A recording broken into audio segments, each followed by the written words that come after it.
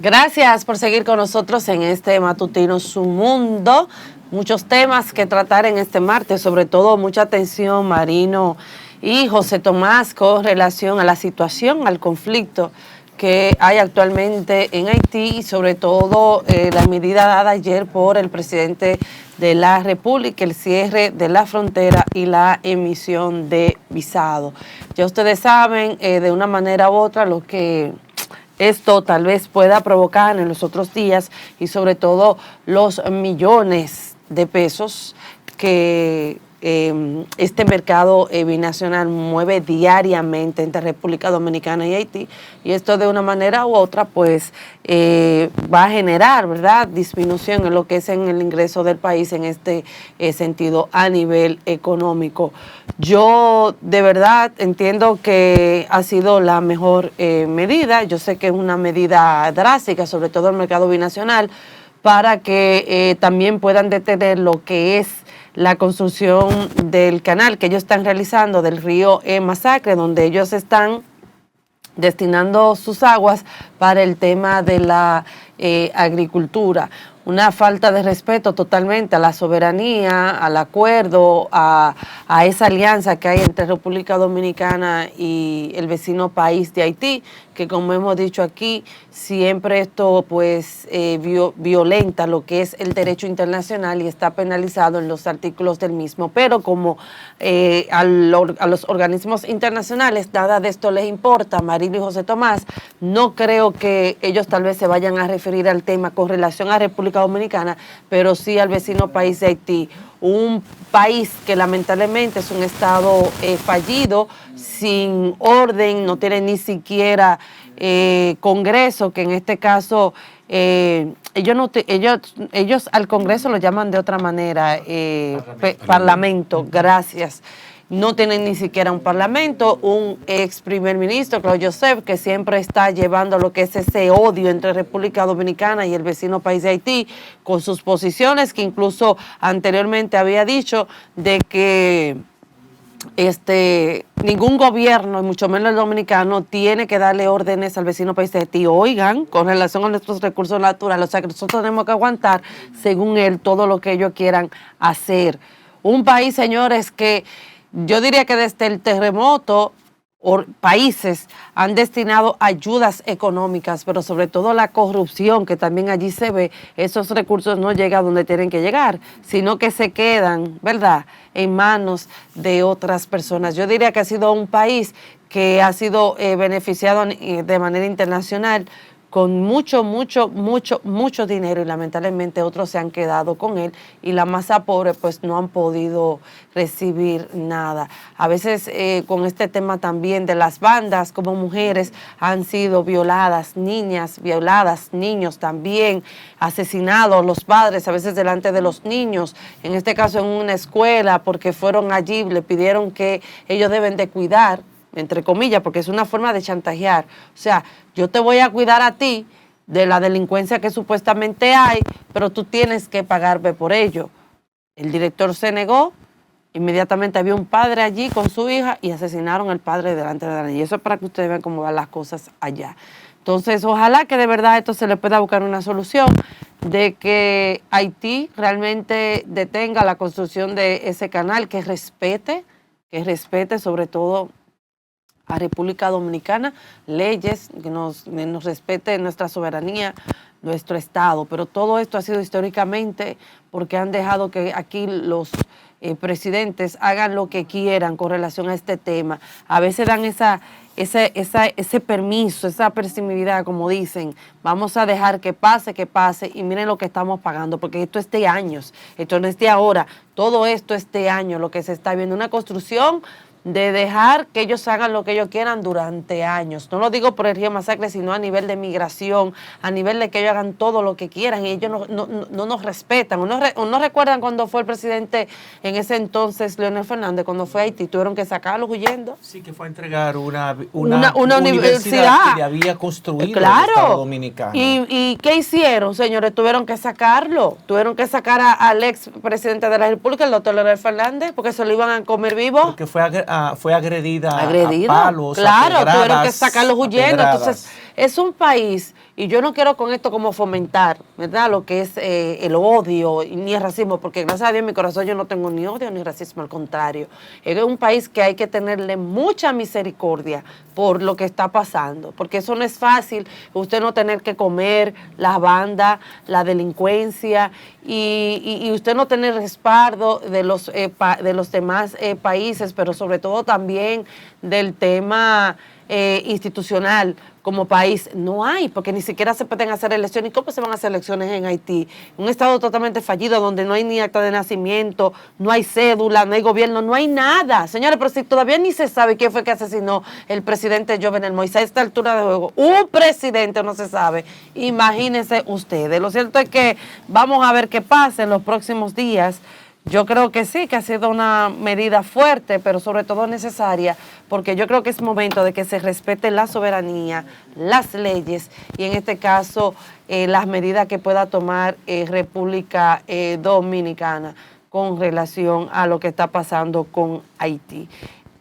Hay diferentes aristas para entender este tema, el tema haitiano, sobre todo si nos remontamos a la historia de las relaciones entre Haití y la República Dominicana, una historia que ha sido accidentada, una historia de relaciones que, pese a la armonía que ha prevalecido en los últimos años, ha pasado también por momentos de muchas situaciones difíciles. Hay que recordar que el comercio entre Haití y la República Dominicana es de unos 1.500 millones de dólares al año. Esto si incluimos el comercio que es realizado de manera informal, esto totaliza unos 82.500 millones de pesos y representa una fuente de ingresos cruciales, importantes para la economía dominicana, y la paralización del comercio afecta obviamente a las zonas más vulnerables de ambos países. Por eso es tan urgente que haya una solución, un entendimiento que debe venir por la vía del diálogo. Pero este es un ¿Pero y tema con que quién se va a hablar en Haití? Bueno, tiene que activarse la diplomacia de ambos países, porque este es un tema para la diplomacia. Y la diplomacia haitiana es una diplomacia del más alto nivel, una diplomacia muy bien formada, porque Haití tendrá cualquier cosa negativa, pero si algo es muy bueno en Haití es su cuerpo diplomático. Allí hay carrera diplomática, y para tratar este tema nadie más apropiado que una de las personas que tiene mayor conocimiento en las relaciones históricas entre Haití y la República Dominicana, un hombre que está claro en todo lo que hay que hacer para preservar la soberanía, para preservar el territorio dominicano. Pelegrín Castillo, ex diputado del Congreso Nacional, presidente del partido Fuerza Nacional Progresista, es nuestro invitado de lujo hoy aquí en su matutino Su Mundo. Buenos días, Pelegrín. Muy buenos días, muy contento de encontrarme aquí de nuevo con ustedes, y un saludo al público que sigue este canal y este espacio con tantos temas de importancia, de trascendencia. Este es uno de ellos. Sí. Gracias. Sí. Bienvenido, Pelegrín Castillo. Gracias, muchas gracias. Un hombre nacionalista y que son, digamos, la fuerza del pueblo. Tradicionalmente ha sido la Fuerza Nacional Progresista, perdón, ha sido el partido... La fuerza de la nación. La de la nación, que ha estado permanentemente con el tema del nacionalismo, presentando a veces posiciones que se ven muy radicales frente al tema haitiano.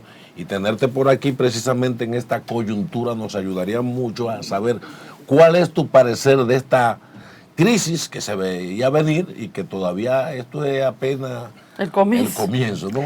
Cuéntanos. Miren, este es un episodio dentro de una crisis general, el último episodio.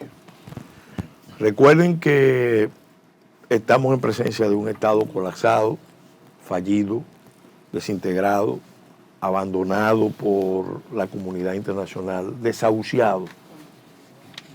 La comunidad internacional ha descartado a Haití.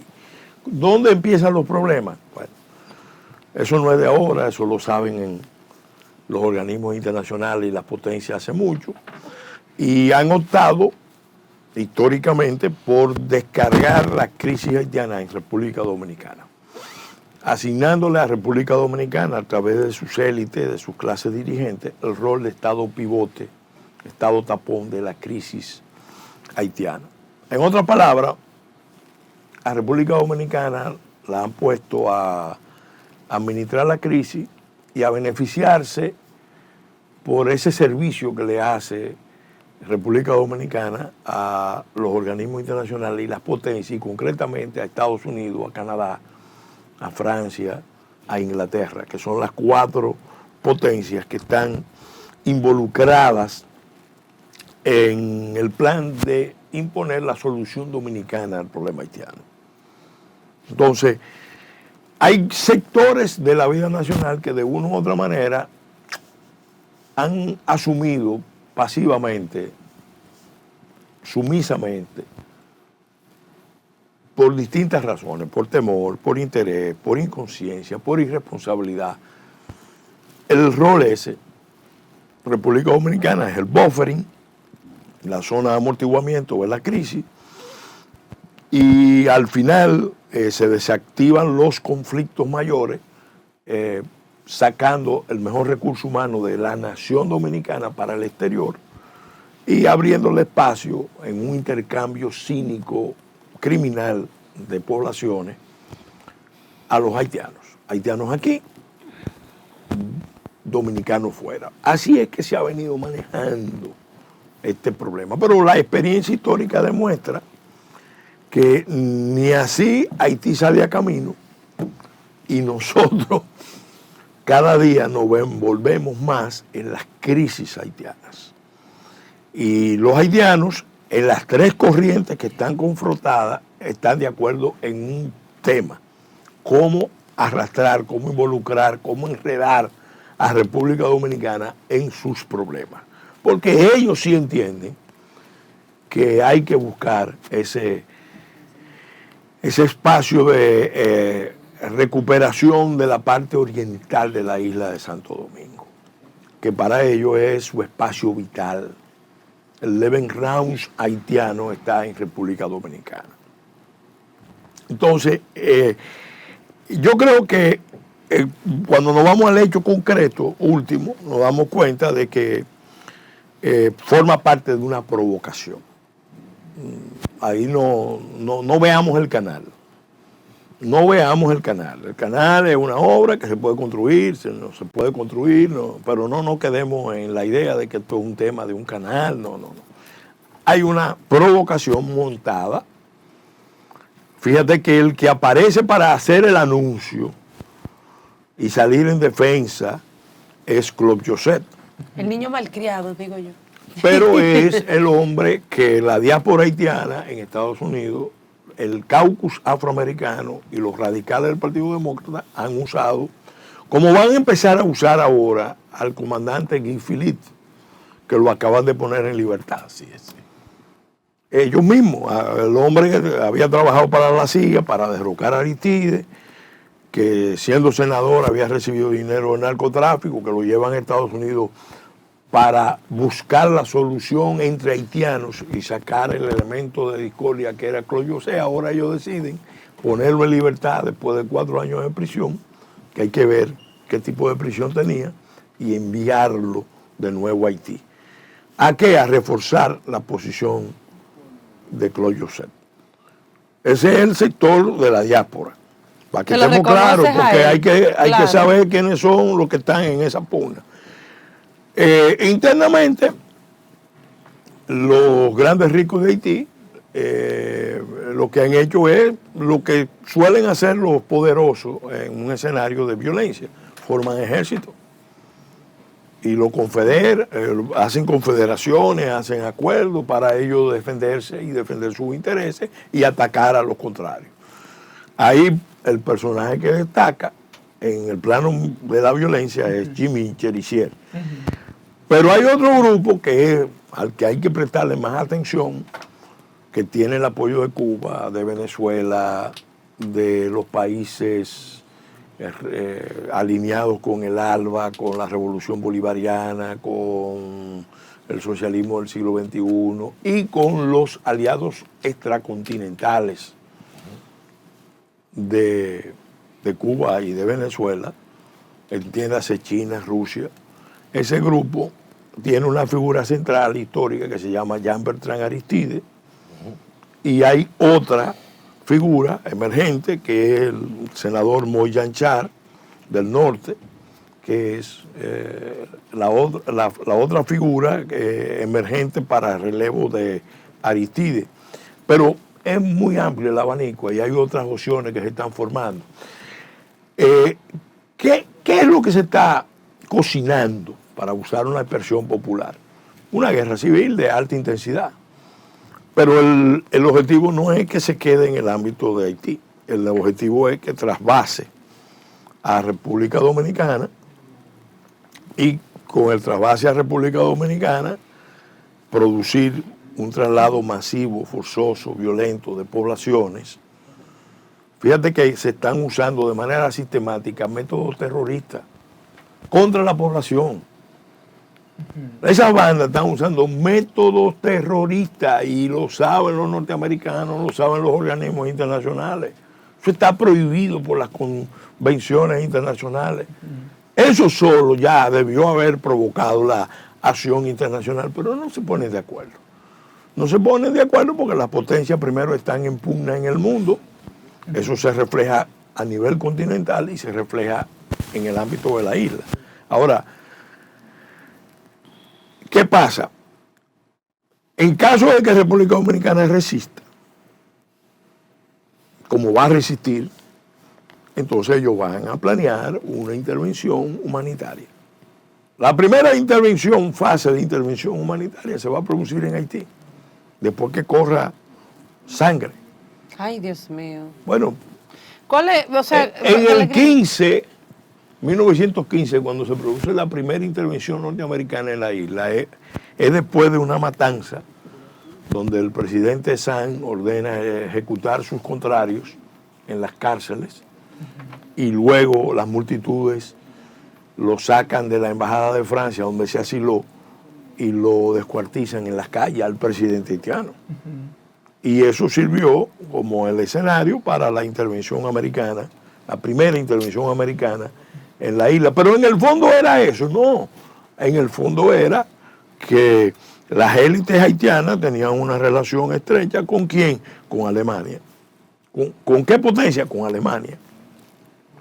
Y Estados Unidos quería tener el control de todas las islas, el arco de islas de las Antillas, para proteger el canal de Panamá. Luego, inmediatamente después, crearon las condiciones aquí para la intervención. Una intervención que era algo que debió evitarse si la clase política dominicana hubiera tenido esclarecimiento de qué era lo que estaba pasando, pero aquí ya estábamos haciendo política, mirándonos el ombligo. Desiderio Arias creyendo que podía tumbar a Jiménez y quedar él como presidente, o poner él presidente, y en un proceso que empezó con la muerte de Cáceres, porque teníamos 5 años en eso. ¿Y terminamos en qué? En intervención también. En 1916, ¿usted se refiere a la... En el 16, en el 15 fue en Haití, en el 16 fue aquí. Completaron ya. Pero los norteamericanos estaban asusando el conflicto aquí internamente. ¿Por qué? Porque ellos necesitaban una justificación para intervenir. Ahora mismo, 100 y pico de años después, tenemos una situación similar. Hay un escenario de guerra mundial, a diferencia de lo que pasaba en la Primera Gran Guerra, no había unas Naciones Unidas con un Consejo de Seguridad, con 5 miembros con derecho de veto, pero evidentemente Estados Unidos está buscando la forma de ver cómo eventualmente termina de ejecutar una obra que se planeó hace mucho. Miren, el primer informe de Naciones Unidas, no me canso de repetirlo, de 1949, es sobre Haití. Un informe en la zona es el primer informe. ¿Y qué es lo que propone? Traslado de familias enteras en forma permanente sin retorno. ¿Por qué? Porque ya decían en el 49, miren aquí, con el deterioro del medio ambiente, con el deterioro de los recursos hídricos, de los recursos forestales, la pérdida de cubierta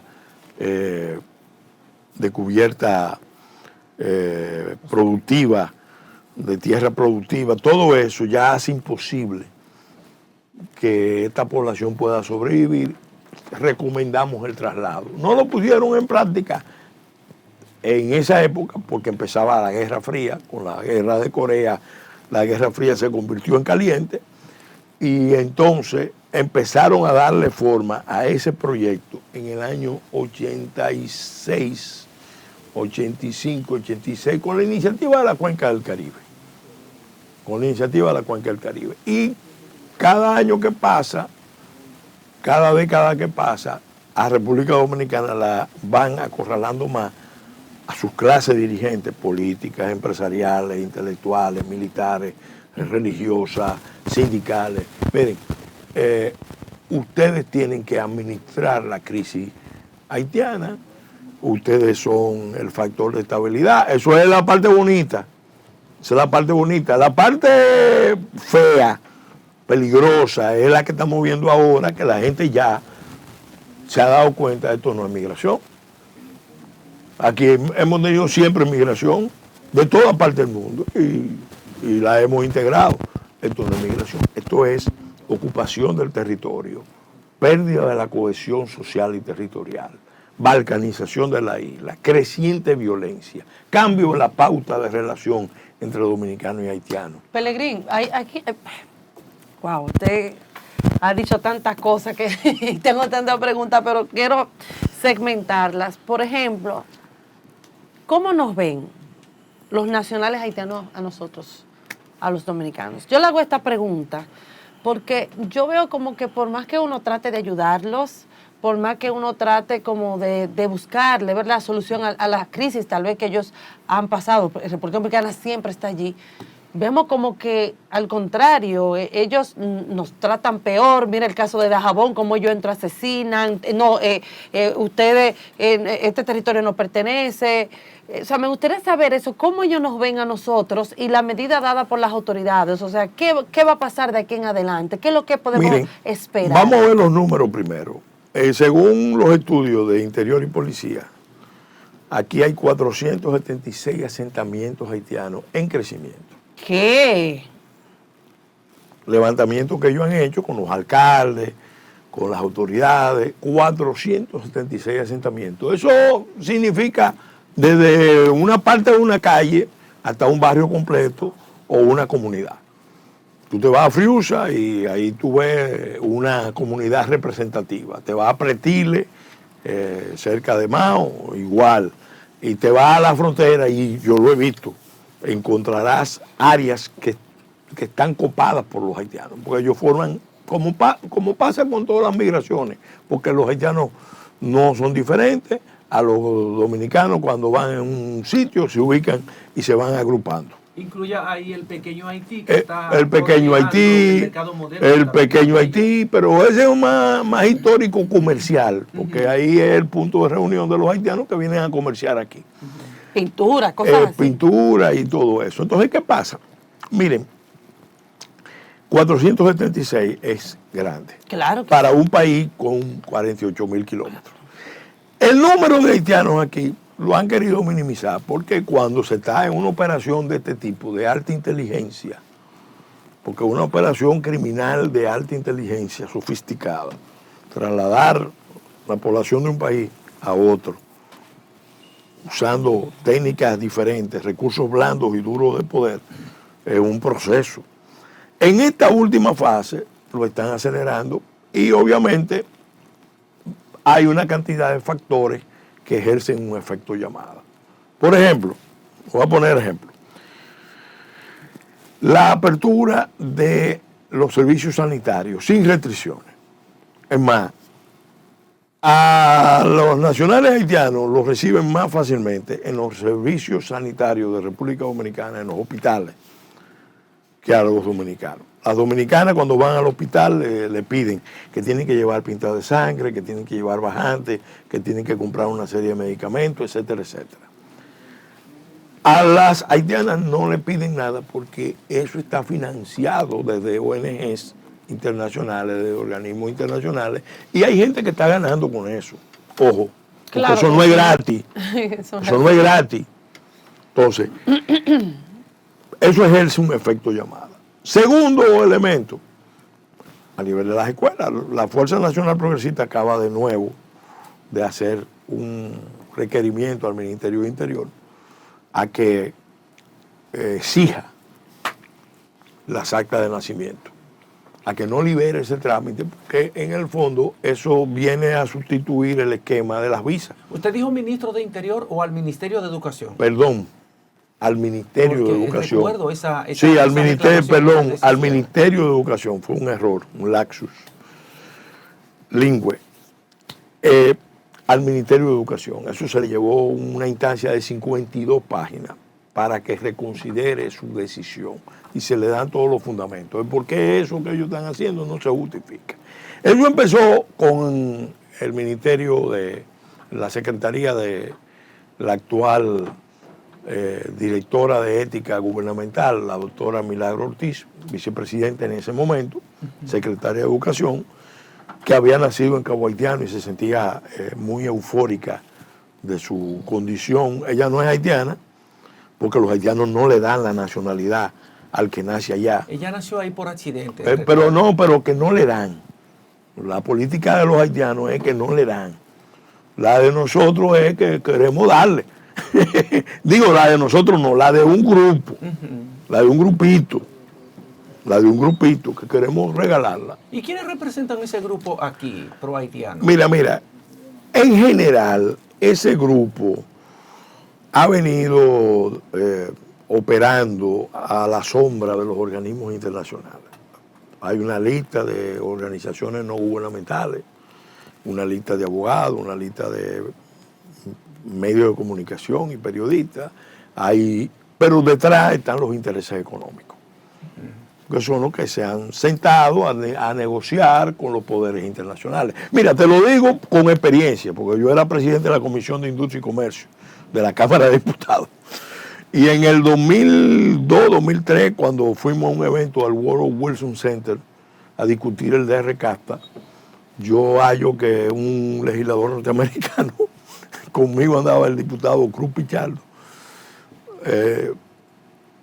ahí habían diputados de Centroamérica, diputados norteamericanos y nosotros dos diputados dominicanos.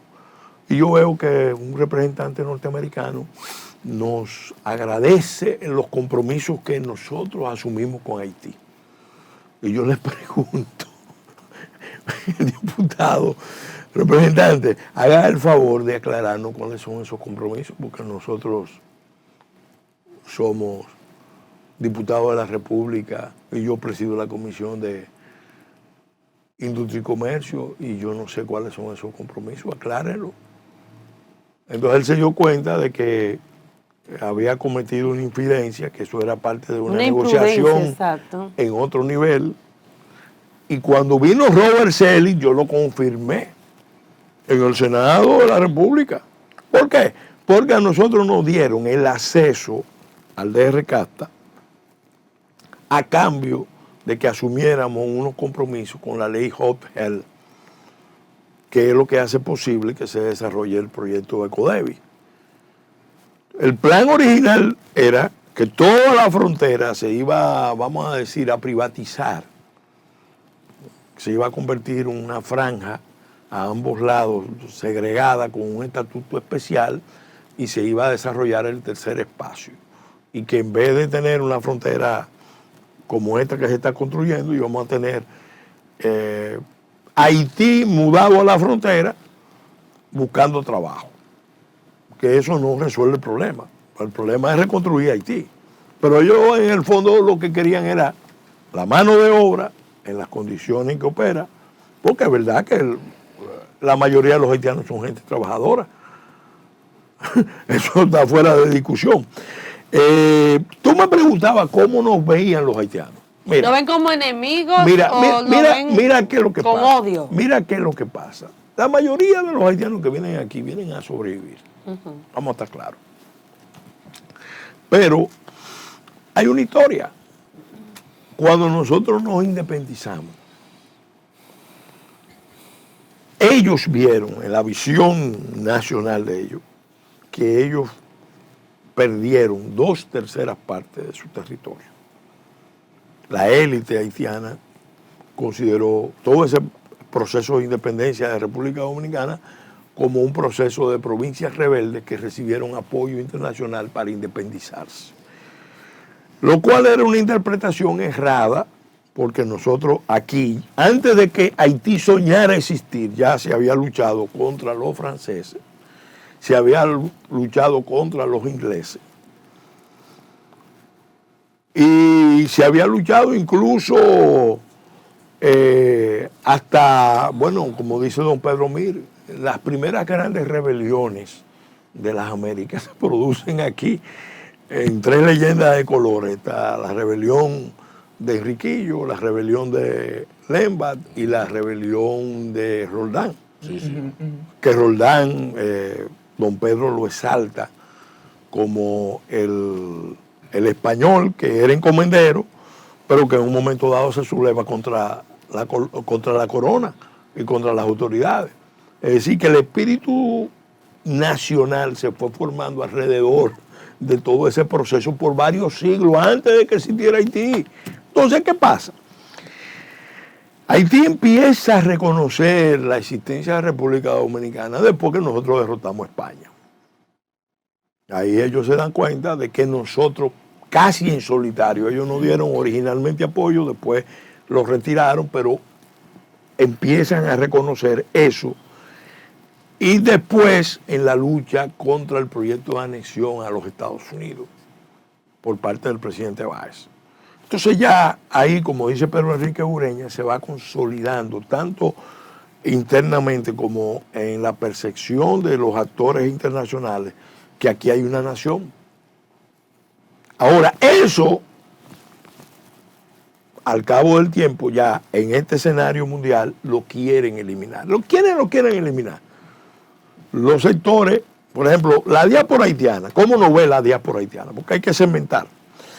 La diáspora haitiana que está en Estados Unidos, que salió huyendo a la dictadura de Duvalier, que es la que está más asentada, que ahora tiene más poder que nunca, nos ve a nosotros como parte de los culpables del desastre de Haití. Oye, eso, Dios mío. Porque es verdad que Trujillo prefirió apoyar a Duvalier y no al ricachón de Luis de Joix que los americanos querían poner ahí, pero los americanos siempre querían poner un gobierno títere. En ese momento querían poner a Luis de Joix, un Vicini. En Haití. En Haití, sí, un hombre vinculado al... Un empresario muy acaudalado. Muy acaudalado, mulato más blanco que negro, que hablaba perfectamente inglés y ellos se entendían. Entonces Trujillo, que tenía sus agentes allá, veía el movimiento negrista, el movimiento nacionalista de Duvalier, porque es bueno recordar que Duvalier encabeza propiamente una revolución negrista en Haití, de origen estrictamente haitiano, que empalma con el movimiento negrista que surgió para resistir la primera intervención norteamericana. En términos intelectuales hay un vínculo entre ese movimiento de resistencia a la intervención americana y la dictadura de Duvalier. Y la dictadura de Duvalier en un momento dado se pone a coquetear con el campo socialista, pero después cierra fila con los Estados Unidos, especialmente después cuando muere Kennedy. Miren, eso es tan impresionante que Duvalier convenció a su gente que la eliminación del presidente Kennedy en Dallas fue el resultado de un trabajo, de un trabajo que él le hizo de vudú para eliminar al presidente de los Estados Unidos. Y los haitianos que estaban alrededor de Duvalier les reconocieron al presidente Duvalier el poder de haber eliminado al presidente norteamericano. Pero eso ejerce una seducción importante en los blancos liberales del Partido Demócrata. El presidente Clinton en su memoria habla de la fascinación que siente por el vudú en Haití. Ay, Dios. Eso está en la memoria de Clinton. Pero, doctor, doctor, cuando uno lo ve a usted, doctor, haciendo estos análisis, a veces dice, pero el doctor es medio tremendista, pero cuando tú entras en detalle, ves muchas realidades. Ahora bien, doctor, ¿puede darse un plan de fusión y de tantas cosas que se hablan en un país como si las ONG u organismos que están vinculados a esa agenda, no tuviera una participación de política de Estado? Porque educación no es independiente. No. Explíqueme eso. Pero mira, no solamente hablamos de educación, hablamos de salud.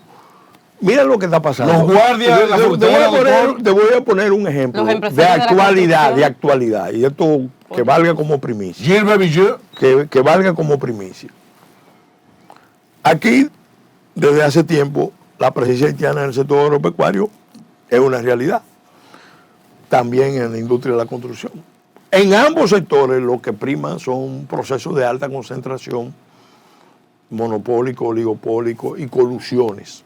Y la soga rompe por el lado más débil, se busca la mano de obra más deprimida para mantener operando esos sectores. Pero últimamente el sector más dinámico de la economía dominicana es el turismo.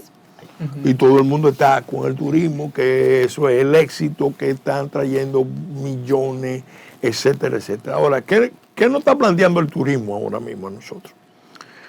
Bueno, resulta que dentro del paquete de oferta que se le da a los inversionistas extranjeros está el hecho de que, miren, aquí hay una mano de obra ilimitada. Una mano de obra ilimitada que viene de Haití y que tiene facilidades para los idiomas, y que construye los hoteles y se queda en los hoteles. Trabajando, cuidando. Trabajando. Y ahora resulta que los dominicanos ni en los hoteles tienen espacio. Eso lo acaba de emitir como dictamen el Instituto Nacional de Migración, Wilfredo Lozano.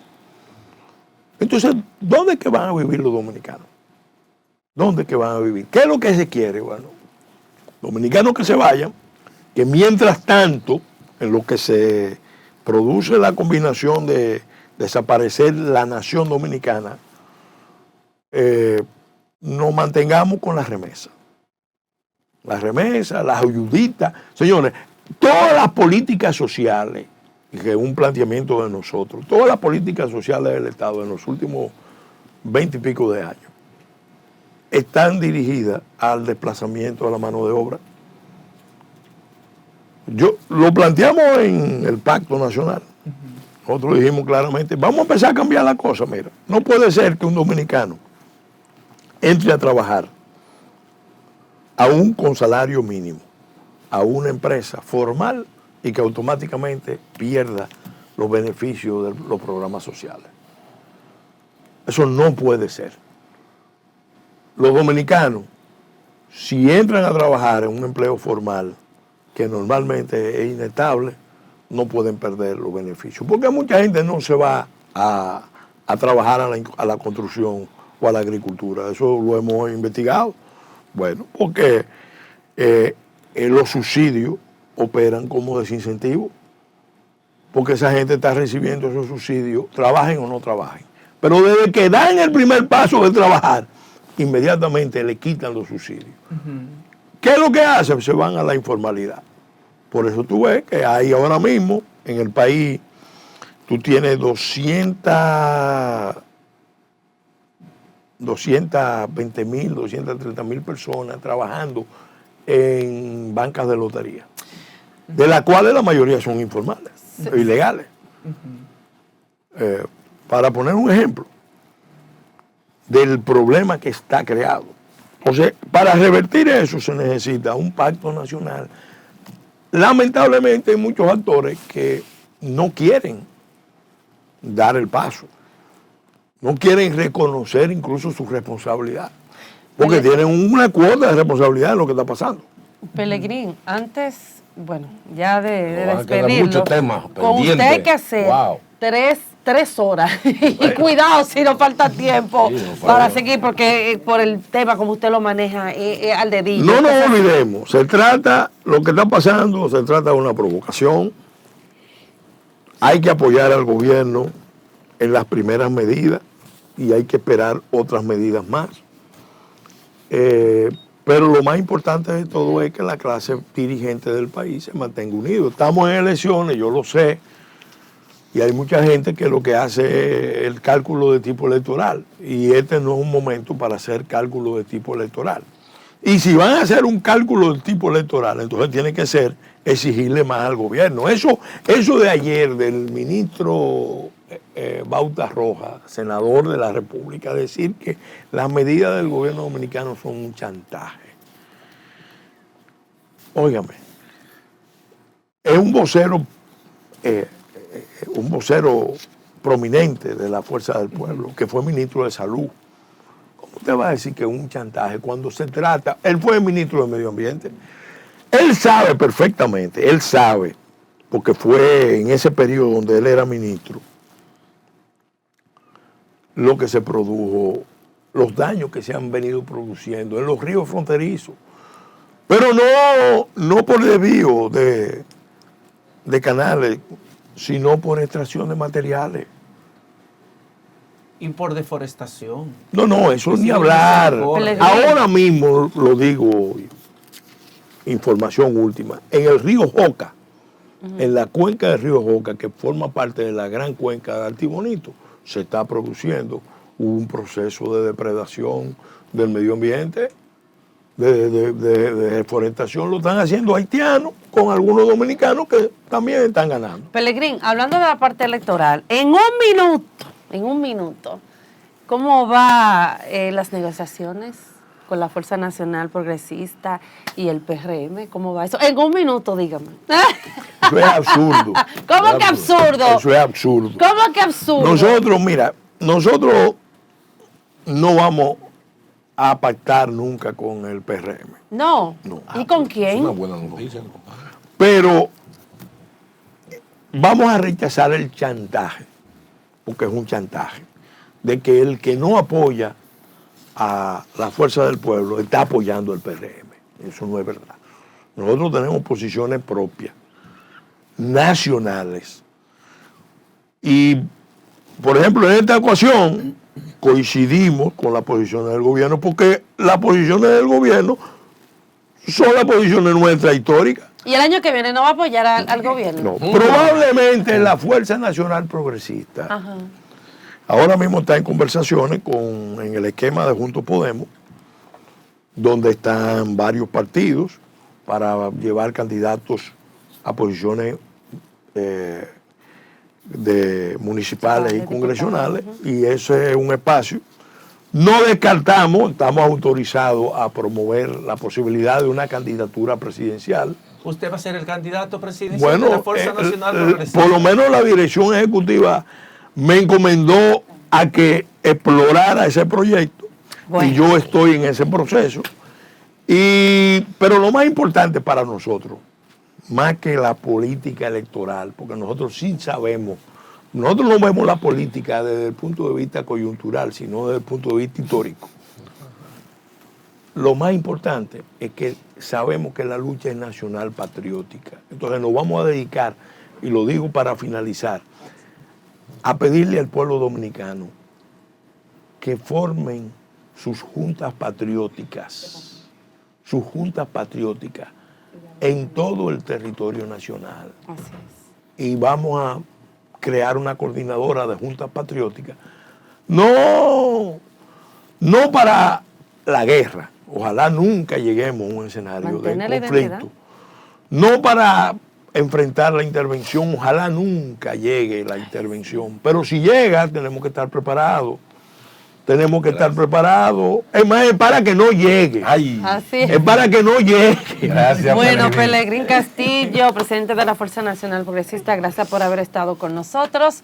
Vamos a una breve pausa comercial porque cuando retornemos tenemos al presidente del Instituto Dominicano de las Telecomunicaciones, Indotel, Nelson Arroyo, ya con nosotros. Con él vamos a hablar también de interesantes temas. Vamos a la pausa comercial.